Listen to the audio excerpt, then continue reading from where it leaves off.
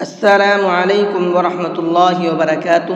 امید ہے کہ سبھی ساتھی خیر و عافیت کے ساتھ میں ہوں گے، اور دعا ہے کہ اللہ تبارک و تعالی سبھی کو خیر و عافیت کے ساتھ میں رکھے۔ آج کے سبق کے اندر ہم پڑھیں گے سورہ بقرہ کی آیت نمبر 251۔ تو آئیے آج کے سبق کو شروع کرتے ہیں۔ اعوذ باللہ من الشیطان الرجیم، بسم اللہ الرحمن الرحیم۔ ولولا دفع اللہ الناس بعضهم ببعض لفسدت الارض۔ دفع اللہ کے لام کو پر کر کے پڑھیں گے، منہ بھر کے پڑھیں گے، اس لیے کہ یہاں پر اللہ کے لام سے پہلے پیش ہے، اور اللہ کے لام سے پہلے پیش ہوتا ہے تو اللہ کے لام کو پر کر کے پڑھتے ہیں۔ یہاں پر دفع اللہ نہیں پڑھنا ہے بلکہ دفع اللہ، ٹھیک ہے۔ الناس، نون کے اوپر تشدید ہے تو یہاں پر غنہ کریں گے، کیونکہ نون کے اوپر تشدید ہوتی ہے تو وہاں پر غنہ کر کے پڑھتے ہیں۔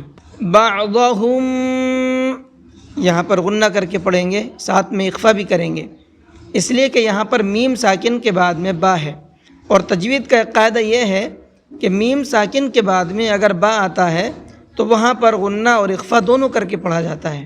بعضهم، اس طرح سے۔ لفسدت الارض، ذات کو پر کر کے پڑھیں گے، اور ساتھ میں ہم نے یہاں پر وقف کیا ہے، اور وقف کرنے کے لیے آیت ہونا ضروری ہوتی ہے، یہاں پر آیت ہے نہیں۔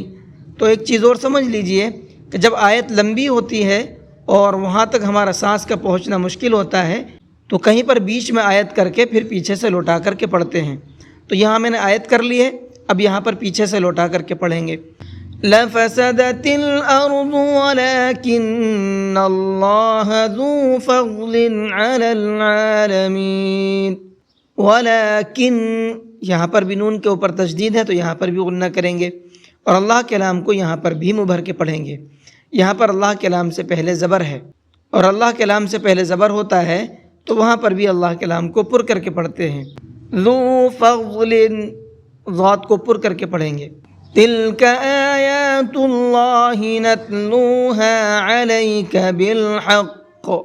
آیات اللہ، یہاں پر حمزہ کو بھی کھینچ کر کے پڑھنا ہے اور یا کو بھی کھینچ کر کے پڑھنا ہے، کیونکہ دونوں حرفوں کے اوپر کھڑا زبر ہے، اور کھڑے زبر کو کھینچ کر کے پڑھا جاتا ہے۔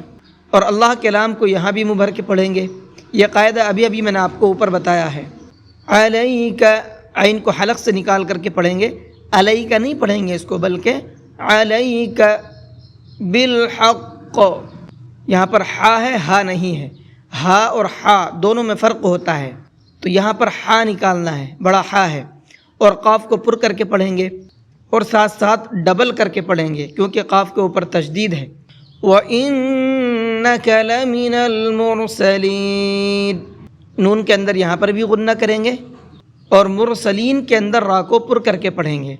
تو الحمدللہ آج کا یہ سبق آپ کا مکمل ہو چکا ہے، اور اس سبق کے اندر جو تجویدی قاعدے ہیں وہ میں نے آپ کو بتا دیے ہیں۔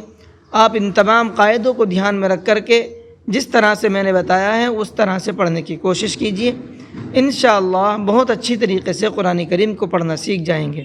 اور پھر اس کو پڑھنا کیسے ہیں، آئیے ایک بار اس کو پڑھ کر کے بھی دیکھ لیتے ہیں۔ وَلَوْلَا دَفْعُ اللَّهِ النَّاسَ بَعْضَهُم بِبَعْضٍ لَفَسَدَتِ الْأَرْضُ وَلَكِنَّ اللَّهَ ذُو فَضْلٍ عَلَى الْعَالَمِينَ۔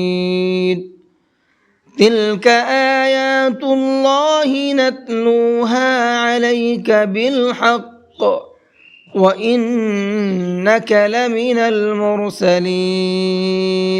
جی آج کے سبق کو یہیں پر ختم کرتے ہیں۔ السلام علیکم ورحمۃ اللہ وبرکاتہ۔